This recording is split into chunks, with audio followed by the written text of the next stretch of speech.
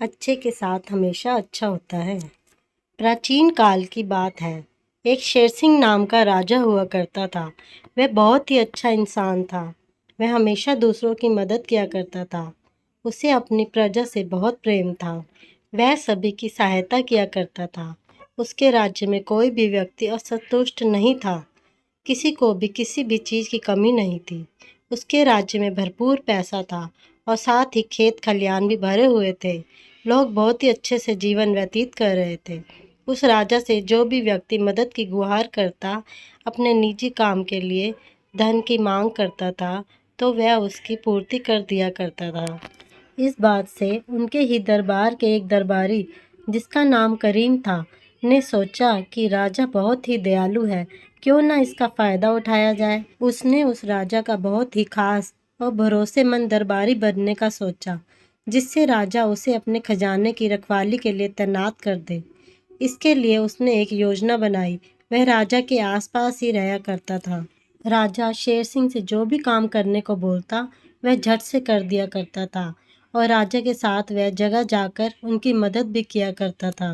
राजा ने एक बार उससे किसी व्यापारी के यहाँ से आए धन को तहखाने में रखने के लिए कहा और करीम ने बड़ी ही ईमानदारी से सारा धन तहखाने में रख दिया। राजा ने यह सब देखकर सोचा कि करीम मेरी जगह मदद करता है और साथ ही जो भी काम करने को देता हूँ वह बहुत ही ईमानदारी से करता है। राजा करीम से बहुत ही प्रभावित होने लगे थे। करीम को भी लगने लगा था कि राजा उससे प्रभावित हो चुके हैं।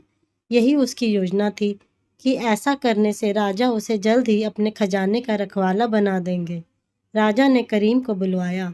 करीम मन ही मन बहुत खुश हो रहा था कि अब बस राजा उसे खजाने का रखवाला बनाने के बोलने ही वाले हैं। ये सोचते सोचते वह राजा के पास पहुंचा। राजा ने उससे कहा, करीम, तुम अपने काम में बहुत ही ईमानदार हो।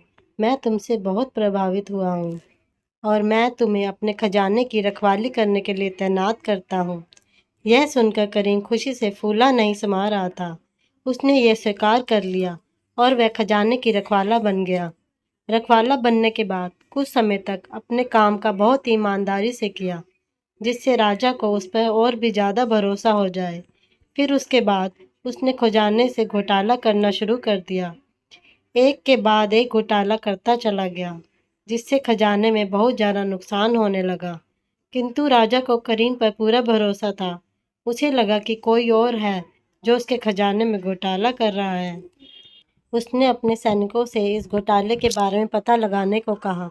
सभी लोग उस घोटाले करने वाले आदमी को खोजने लगे। फिर खोजते खोजते कुछ दिन बाद यह पता चला यह सब घोटाला और कोई नहीं बल्कि करीम कर रहा था। राजा ने करीम को दरबार में बुलाया और उसे कहा, तुम बहुत ही बेईमान निकले और तुमने मेरा भरोसा तोड़ा है। तुम्हें दंड अवश्य दिया जाएगा। ऐसा कहकर राजा ने उसे महल से निकाल दिया। महल से निकल जाने के बाद करीम ने सोचा, अब मुझे कोई काम नहीं मिलेगा और ये सब राजा की वजह से हुआ है। मैं राजा को मार दूंगा। ऐसा सोचते हुए उसने राजा को मारने की योजना बनाई। वह चुपके से छिपते हुए महल के अंदर घुस गया और किसी तरह से महल के रसोई घर में पहुंच गया। वहां पहुंचकर उसने राजा के खाने में जहर मिला दिया, जिससे राजा की मृत्यु हो जाए। किंतु राजा बहुत ही दयालु और अच्छा इंसान था। उसने यह खाना गरीबों में बांट जाने का एक प्लान कर दिया। करीम यह सुनकर डर गया। उसे लगने लगा कि मैं तो राजा को मारना चाहता हूँ, लेकिन ये क्या, खाना मासूम और गरीब लोगों को खिलाया जाने वाला है।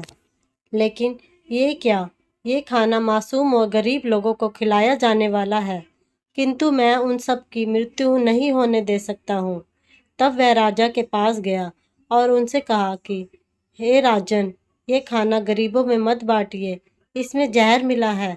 मुझे क्षमा कर दीजिए, मैं लालच में आ जाने के कारण ये गलत कदम उठा बैठा हूँ।